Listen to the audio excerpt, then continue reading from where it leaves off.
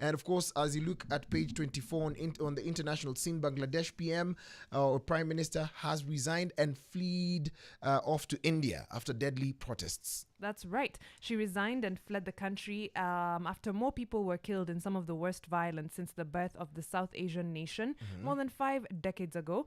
Army Chief General Waka Uz Zaman announced her resignation in a televised address to the nation and said an interim government would be formed. Yeah. Now, this started off as student protests that were against quotas for government jobs that were being given to different groups, different tribes, etc.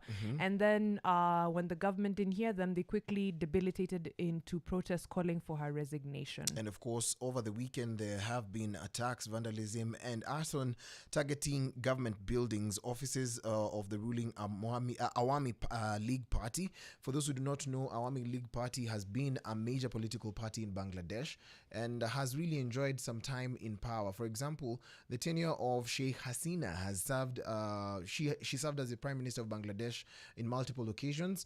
Remember, she's the daughter of the first ever president of the founder and the first president of Bangladesh. But of course, she's enjoyed presidency since 96 till 2001, then from 2009 till present day. That's right. And she started off fairly democratic, but in recent years she's turned autocratic, according to people, clamping down on dissent and on the opposition, on media freedom, etc. If you remember, the internet was also shut off in Bangladesh after the wave of student protests, and they've lost many lives. About 300 people have been killed since the beginning of these protests.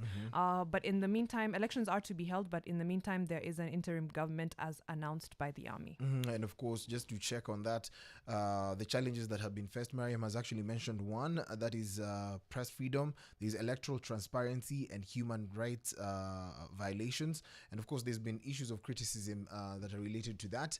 And as if that's not enough, Mariam, you know, when people have told you that they do not want you in power and they actually mean it and they start vandalizing government property, they have already sent a message of what they do not want. Funny part is that this PM, who has just resigned and fled the nation, unafanyaje elections mzima bila opposition? It's like, oh, opposition hamtaki, autaki. You know, elections hamtaki.